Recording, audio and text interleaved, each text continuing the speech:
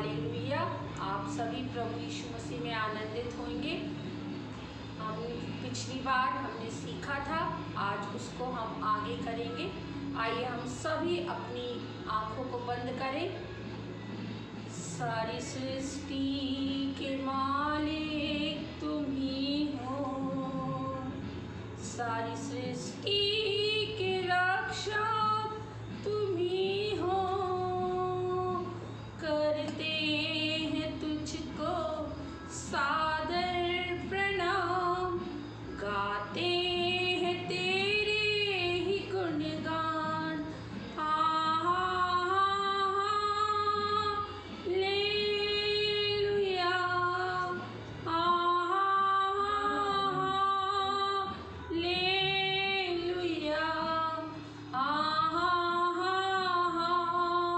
Hallelujah, आमीन। हम हैं तेरे हाथों की रचना, हम पर रहे तेरी करुणा।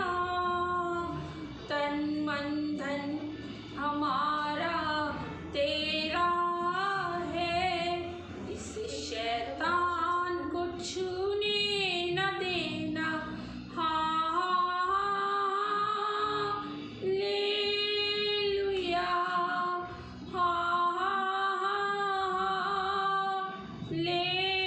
हालेलुया,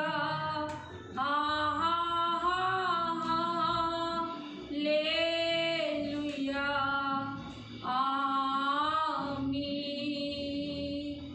हाँ मेरे परमेश्वर पिता, सारी सृष्टि की रचना आपके एक बोलने से हो गई परमेश्वर पिता। हम धन्यवाद देते हैं पिता एक बार फिर प्रभु जी, आपने इस सुंदर अवसर को हम सबको दिया पिता। आज का दिन दी, आज की सांसें दी प्रभु, उसके लिए धन्यवाद देते हैं पिता। हम सब कलीसिया मिल के प्रार्थना करते हैं प्रभु जी, पंजाब के लिए पिता परमेश्वर होने देना पिता। आपने वायदा किया है खुदा कि आप अब जल प्रलय से हमारा नाश नहीं करेंगे पिता, और आप किसी के नाश होने से खुश नहीं होते हैं पिता परमेश्वर। हम सब मिलके पंजाब के लिए प्रार्थना करते हैं और कहते हैंगे यीशु नासरी के नाम से सारा का सारा पंजाब का जो जल स्तर बढ़ गया है प्रभु जी, लोगों का जीवन अव्यवस्थित हो गया है मेरे खुदा बाप, मेरे परमेश्वर पिता। पृथ्वी के सूखी गतों में वो एक्स्ट्रा पानी चला जाए प्रभु यीशु के नाम से प्रभु जी। जिस तरह से आपने उत्पत्ति में प्रभु जी पानी को कहा कि 2 भागों में विभाजित हो जाए पिता, लाल समुंदर जब परमेश्वर पिता इजराइलियों के सामने बाधा बन के खड़ा था, वो पिता मूसा से कहा आपने कि छड़ी को आगे कर। हम प्रभु तेरे कलाम के अनुसार कहते हैं प्रभु, तेरा कलाम कहता है यदि तुम इस पहाड़ से कहोगे कि जाओ समुद्र में लग जाओ, तो वो समुद्र में लग जाएगा। प्रभु यीशु नासरी के नाम से सारा का सारा बाढ़ का पानी यीशु मसीह के नाम से सूख जा, यीशु मसीह के नाम से सूख जा पिता। जब हम आगे वचन में जाते हैं खुदा बाप, हम सबकी आत्मिक सोच समझ और बुद्धि को आप खोने पिता, और हर एक अंधकार में बैठा हुआ प्रभु व्यक्ति उस प्रकाश में आए पिता, और इस विनती को यीशु के नाम से मांगते हैं, आमीन। आप सभी को जय मसीह की।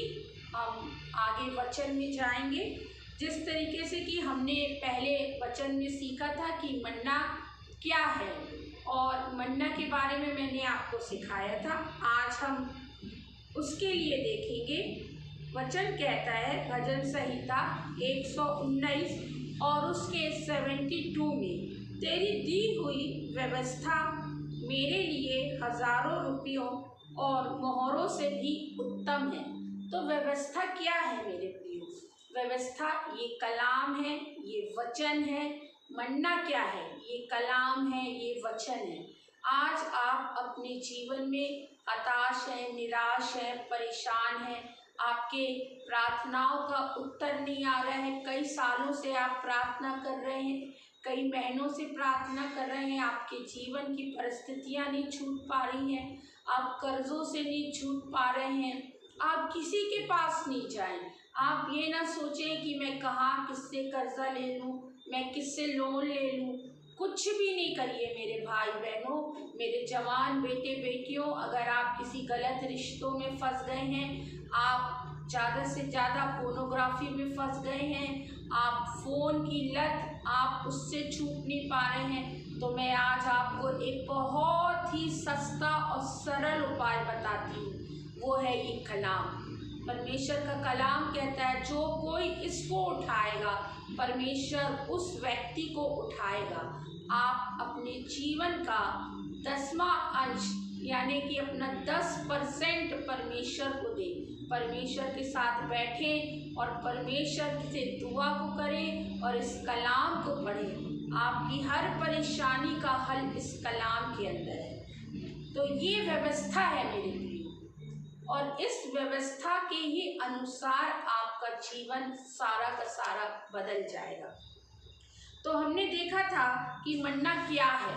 मन्ना है शहद के जैसा, मैंने आपको बताया था, मीठा है ना। तो शहद हम सभी जानते हैं कि बहुत मीठा होता है। अगर वो किसी स्थान में गिर जाता है तो वहाँ बहुत सारी चींटियाँ आ जाती हैं। और ये मन्ना अर्थात ये कलाम है। जब आप इस कलाम को पढ़ेंगे तो आप वचन के जैसे मीठे बन जाएंगे।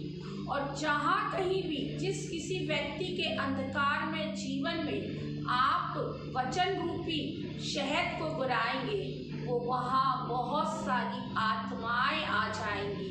यानी बहुत सारे ऐसे लोग जो बीमारी में, कर्जों में, गलत रिश्तों में पड़े हुए हैं, बेरोजगारी में पड़े हुए हैं, वो शहद को उन चींटियों के जैसे आपके पास आएंगे और इस कलाम को, इस शहद को आपसे मांगेंगे। तो वचन क्या है? वो एक शहद के जैसे है। मैं और आप, प्रकाशित वाक्य उसके 10 और 9 में कहता है, उसने मुझसे कहा इसे ले, खा ले और यह तेरे पेट को कड़वा लगेगा। ये वो मन्ना है मेरे बेटों, मेरे भाइयों, मेरी बहनों, मेरे बच्चों। जब आप इस मन्ना को खाएंगे ना तो ये मन्ना आपके पेट को बहुत कड़वा तो लगेगा, मगर जैसे जैसे आप इसको खाएंगे वैसे वैसे ये मन्ना, ये शहद के जैसे आपके अंदर काम करेगा।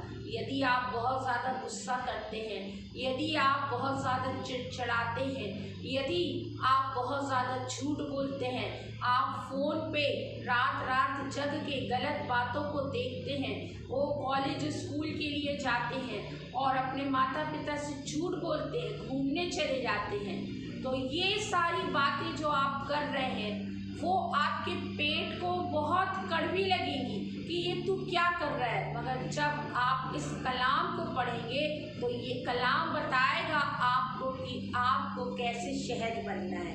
इसीलिए परमेश्वर का कलाम प्रकाशित वाक्य में कहता है कि ये तेरे पेट को कड़वी तो लगेगी परंतु तेरे मुंह को मधु जैसी मीठी लगेगी। मतलब ये हमारे मुंह को फिर मधु जैसे मीठी लगने लगेगी। हमारा क्रोध करना धीरे धीरे करके कम हो जाएगा, हमारा झूठ बोलना धीरे धीरे करके कम हो जाएगा, हमारी जो भी गंदी बातें हैं वो सब धीरे धीरे करके हमारे जीवन को छोड़ के भी चली जाएंगी। मेरे प्यारे बच्चों, मेरी बहनों, मेरी माताओं, मेरी जवान बेटी बेटियों, कोई भी चीज़ अचानक से हमारे जीवन में परिवर्तन लेके नहीं आ सकती।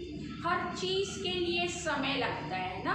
जब हम अपने माता के गर्भ में थे तो हमारी माता ने क्या किया, हमें 9 मंथ अपने गर्भ के अंदर बहुत संभाल के सजो के रखा। फिर हम इस दुनिया में आए, फिर उसके बाद है तो हमने हम पहले लेटे रहते थे, फिर धीरे धीरे करके हम उठना सीखे, फिर बैठना सीखे और फिर मैं और आप चलना सीखे। तो ये कलाम भी जब आप पढ़ेंगे, इस मन्ना को आप पढ़ेंगे तो एकदम सडनली आपके जीवन में परिवर्तन नहीं आएगा। जब आप इसको पढ़ेंगे, जब आप इसके ऊपर मनन करेंगे, इसके ऊपर चिंतन करेंगे, तो आप देखेंगे कि आपके जीवन में कैसे परिवर्तन आ रहा है और कैसे छुटकारा आ रहा है। फिर परमेश्वर का कलाम कहता है कि तेरे मुंह को मीठी सी लगेगी। तो जब हम इस वचन को पढ़ते हैं, उस पर अपना चित्त लगाते हैं, तो यह शहद के जैसे मीठा लगता है, परंतु पेट को कड़वा लगता है।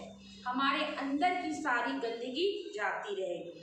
फिर मैंने दूसरा पॉइंट आपको बताया था कि मन्ना कैसा होता है। तो मन्ना मैंने दूसरा पॉइंट बताया था कि मन्ना मोमबत्ती के जैसा सख्त होता है ना। हम जब मोमबत्ती को लेते हैं तो मोमबत्ती बहुत बाहर से सख्त दिखती है, मगर जब वो जलती है, जब लाइट चली जाती है, तो हम उस मोमबत्ती को जलाते हैं तो वो सारी अंधकारी जगह में, उस कमरे में जहाँ अंधकार है, उधर पे पूरे में लाइट आ जाती है, प्रकाश आ जाता है।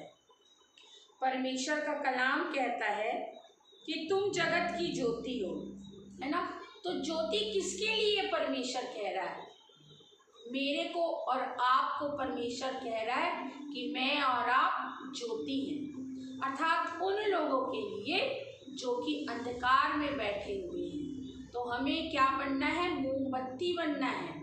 हमें बाहर से हम जितने ज़्यादा भी सख्त दिखें, मगर जब इस मन्ना को, इस कलाम को मैं और आप खाएंगे, इसकी जुबानी को करेंगे, तो हमारे अंदर का वो कठोरपन चला जाएगा। हम लोग आटा गूंथते हैं, आपकी मम्मी लोग जब घर में आटा गूंथती होंगी पूड़ी बनाने के लिए, कोई पकवान बनाने के लिए, तो वो तेल में क्या आटे में क्या डालती? मोयन डालते हैं ना, तेल डालते हैं, कोई लोग बटर डालते हैं, कोई लोग घी डालते हैं। क्यों? क्योंकि वो भी जो भी पकवान वो बना रहे हैं वो बहुत सॉफ्ट बने, है ना मेरे प्रियो। तो ये जो कलाम है, ये जो मन्ना है, उसी घी के जैसे, उसी तेल के जैसे और उसी बटर के जैसे है। अर्थात मैं और आप जब इस मन्ना को अपने जीवन रूपी आटे के अंदर डालेंगे, तो मेरे और आपके जीवन में सॉफ्टनेस आएगी, लचीलापन आएगा, वो मोम के जैसा कड़कपन मेरे और आपके अंदर से चला जाएगा।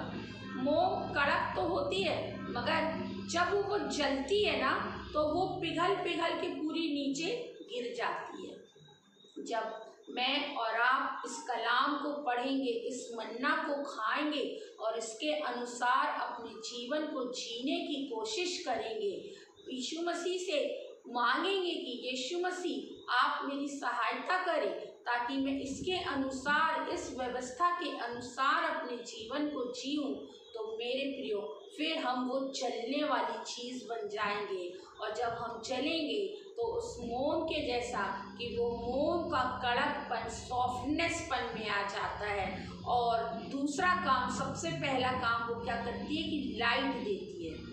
तो हम और आप भी लाइट के जैसे बन जाएंगे, भले ही आज मैं और आप अंधकार में हो। तो परमेश्वर का कलाम कहता है यूहन्ना 1:5 में, परमेश्वर ज्योति है और उसमें कुछ भी अंधकार नहीं है। परमेश्वर क्या है? ज्योति है। मैं फिर से कहती हूँ, परमेश्वर क्या है? ज्योति है। तो परमेश्वर ने हम सबको क्या बोला है? तुम जगत की ज्योति हो। कितना प्रेमी परमेश्वर है। वो ये नहीं कह रहा कि मैं ही बस ज्योति हूँ, मगर मेरे और आपको ज्योति बनने के लिए बुलाया है। तो मैं और आप ज्योति बने। फिर परमेश्वर का कलाम कहता है कि उसमें कुछ भी अंधकार नहीं है। तो कुछ भी अंधकार जब हमारे पिता में नहीं है, तो हमारे अंदर भी कोई भी अंधकार नहीं होना चाहिए। क्योंकि परमेश्वर का कलाम कहता है, जैसा कि आप यहाँ देख रहे होंगे, व्यवस्था विवरण उसका पद 11 और वर्ष है 45। जैसा मैं पवित्र हूँ क्योंकि तुम पवित्र बनो, क्योंकि मैं पवित्र हूँ। परमेश्वर का कलाम कहता है। कितना प्यारा परमेश्वर है। कह रहा है कि मैं जब पवित्र हूँ तो तुम भी पवित्र बन जाओ। तो मेरे और आप पवित्र बनेंगे जब मैं और आप और तो परमेश्वर कहता है कि मैं और आप लाइट बन जाएंगे, फिर मेरे और आपके अंदर कोई भी मेरे प्रियो अंधकार नहीं रहेगा। फिर परमेश्वर का वचन कहता है कि ज्योति बनो, अर्थात एक मोमबत्ती या फिर दिया, सब हम कठोर नहीं परंतु वचन रूपी आग हमें पिघलाकर, परंतु क्या वचन रूपी अर्थात ये मन्ना रूपी आग मेरे और आपको पिघलाकर क्या बना देगी, एक दीपक बना देगी, है ना। हम लोग क्या करते हैं, जब लाइट चली जाती है तो एक दीपक जलाते हैं और दीपक को क्या करते हैं, खिड़की के ऊपर किसी ऊंचे स्थान पे रखते हैं ताकि वो सब जगह प्रकाश फैलाए। आज आप जरूर गिरे हुए होंगे, अंधकार में बैठे होंगे, कोई आपको नहीं पूछता होगा, कोई आपको नहीं जानता होगा, आपकी कोई पहचान नहीं होगी, मगर जब आप इस मन्ना को, यहाँ वचन कह रहा है कि ये वचन रूपी मन्ना को जब आप खाएंगे तो वो आपको ये वचन रूपी मन्ना, ये आग आपको पिघला के क्या बना देगी, एक दीपक बनाएगी और वो दीपक सारे अंधकार को हटा के वहाँ रोशनी को ले आएगा। फिर परमेश्वर का कलाम कहता है कि हमें मुलायम बनना है, सॉफ्ट बनना है। हम देखेंगे इफिसियों 5 और 8, इफिसियों 5 और 8, क्योंकि तुम तो पहले अंधकार थे। परमेश्वर का वचन कहता है इफिसियों 5 और 8 में, क्योंकि तुम तो पहले अंधकार थे, अर्थात मैं और आप पहले अंधकार थे। जब हम इस वचन को नहीं पढ़ते थे, इस वचन को नहीं जानते थे, तो मैं और आप अंधकार थे। अंधकार के जैसे हमारे काम थे, लड़ाई झगड़ा, ईर्ष्या, क्रोध, है ना। हम किसी से प्यार से बात नहीं कर पाते थे, किसी बाहर की तो छोड़ो, अपने ही घर में हम अपने ही भाई बहन, माता पिता, सास ससुर, अपने पति के लिए अंधकार का कारण बन जाते हैं। मगर जब हम इस वचन को पढ़ेंगे तो परमेश्वर का कलाम कहता है कि परंतु तुम तो पहले अंधकार थे परंतु अब प्रभु में ज्योति हो। हम सब ताली बजा के परमेश्वर का धन्यवाद दें, क्योंकि पहले मैं और आप अंधकार थे, मगर उस परमेश्वर के कलाम में परमेश्वर का कलाम कहता है कि अब प्रभु में तुम ज्योति हो। तो हम जब प्रभु में आ जाते हैं, प्रभु के कलाम को पढ़ते हैं, उसके साथ समय बिताते हैं, प्रार्थना करते हैं, तो मैं और आप ज्योति बन जाते हैं। फिर परमेश्वर का कलाम कहता है हमारे काम अंधकार जैसे थे, जैसा मैंने आपको बताया, क्रोध, ठाठ, झूठ, शराब पीना और इत्यादि। परंतु जब परमेश्वर का वचन पढ़ना शुरू किया तो ज्योति बन गए। Hallelujah, praise God. और उसका फल, अब हम फल देखेंगे कि उसका फल क्या आएगा। हम सब, अगर आप लोग को गार्डनिंग का शौक होगा तो आप लोग भांति भांति के पेड़ लेके आते होंगे सीजनली के अनुसार और उसको लगाते होंगे। और आप जब उसको लगाते हैं, उसमें खाद पानी को देते हैं, तो उसके बाद आप ये चाहते हैं कि उसमें फल आए, है ना। उसी तरीके से हमारे परमेश्वर ने हमको बनाया और जब हमारा फल देने का समय आता है तो वो भी चाहता है कि हम अच्छा फल दें।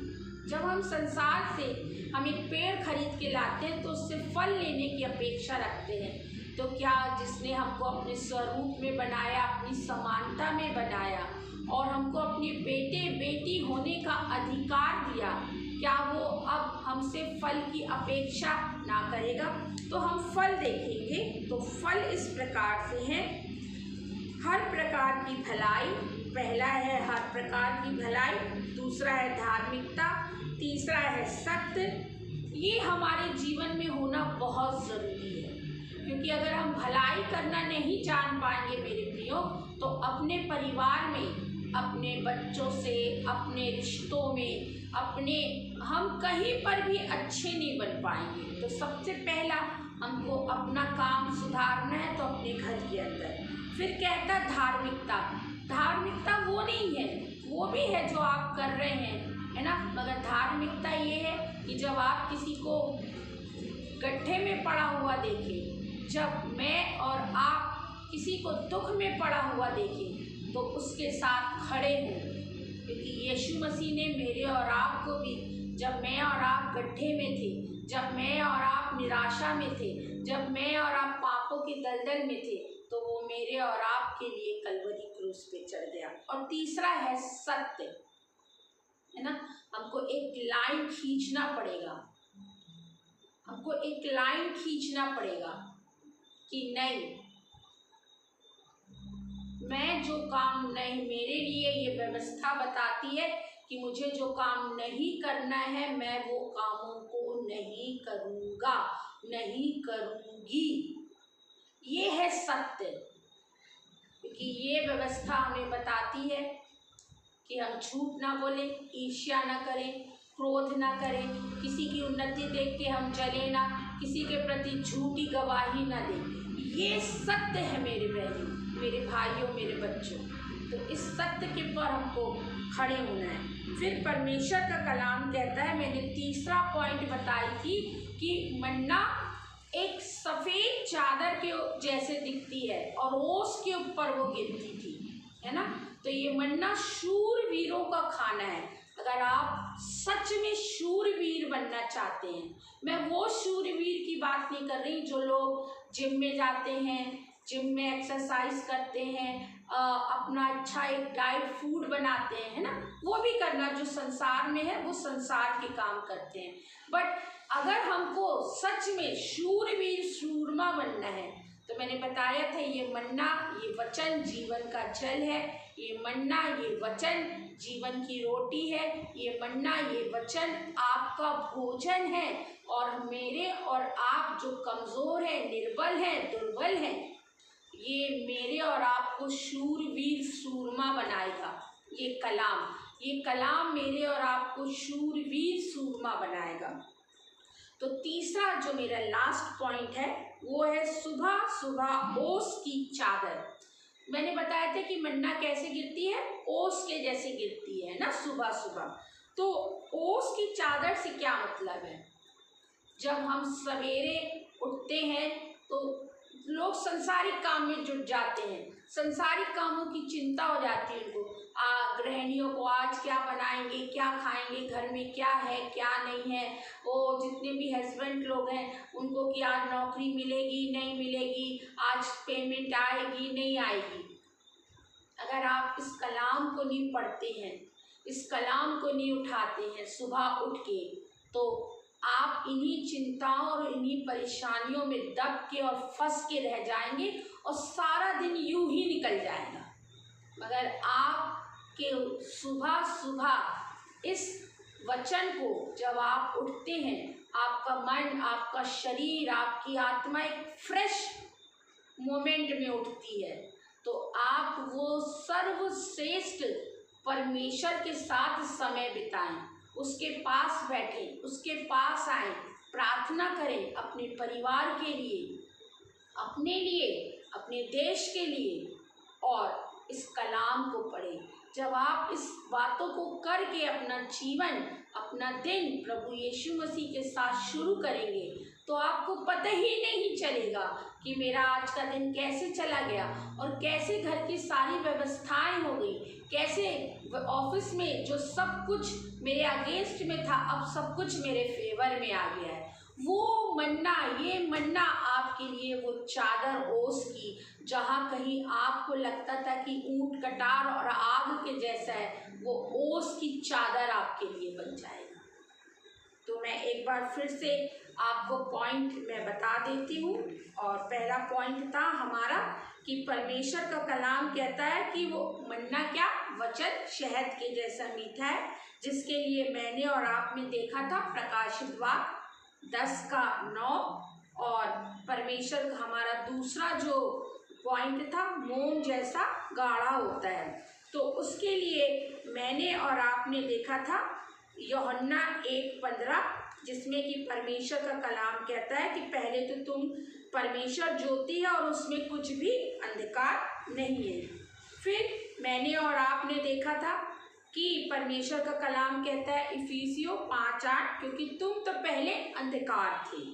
फिर मैंने और आपने लास्ट पॉइंट देखा है सुबह सुबह ओस की चादर। तो हमें मेरे प्रियो अपनी आराधना, अपना सर्वश्रेष्ठ समय सुबह का परमेश्वर को देना है ना।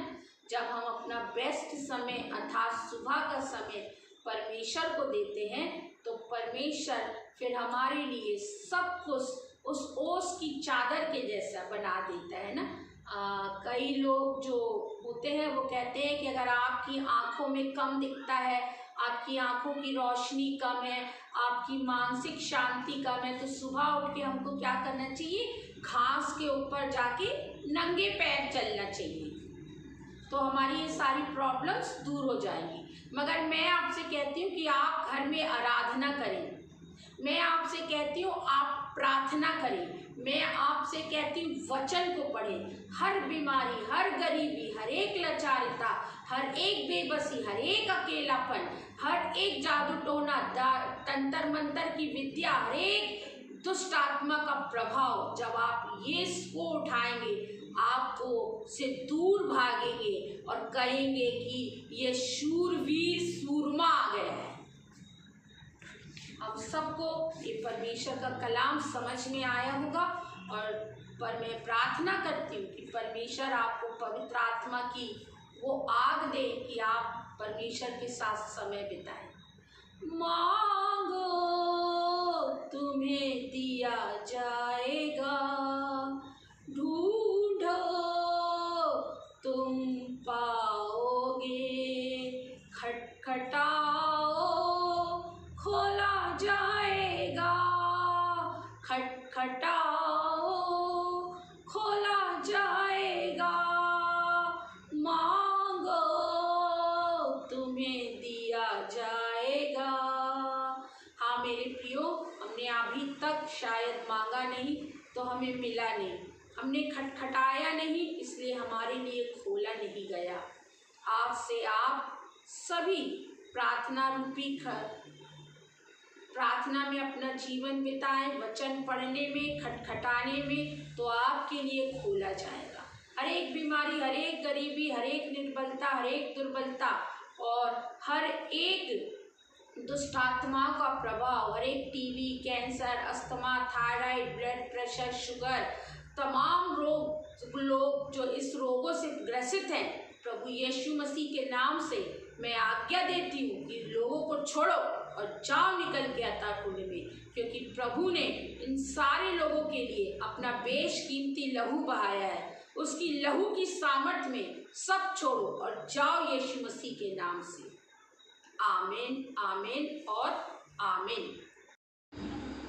आप सभी को जय मसीह की। हम फिर मिलेंगे, जब तक आप इस चैनल को लाइक दें, सब्सक्राइब करें और भी दूसरों लोग तक पहुंचाएं, क्योंकि आप इसको जितना लाइक करेंगे यूट्यूब उसको उतना ही ज़्यादा आप तक पहुंचाएगा। आप इस तरीके से भी परमेश्वर की सेवा में अपना योगदान दे सकते हैं। जय मसीह की आप सब।